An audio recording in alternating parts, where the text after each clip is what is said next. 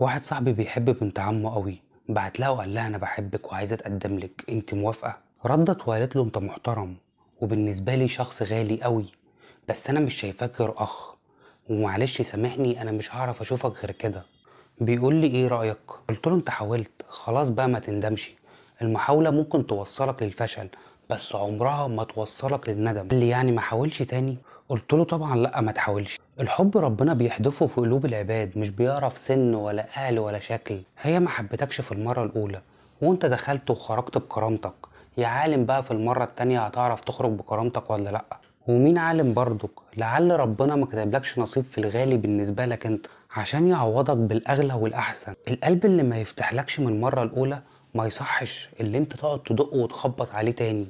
ده الرسول صلى الله عليه وسلم قال لا يلدغ المؤمن من جحر مرتين.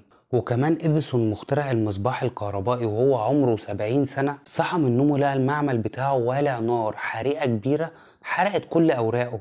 الغريب اللي إديسون وقف يتفرج على الحريقة، حط إيده في جيبه وفضل واقف يتفرج على الحريقة وهي بتحرق كل حاجة. ده حتى ابنه جرى عليه ومخضوض على أبوه لا يموت من حسرته على الحاجة اللي ضاعت ديت، بس اتصدم لما لقى أبوه قاعد يضحك وبيقول له روح صح أمك عشان تتفرج على النار.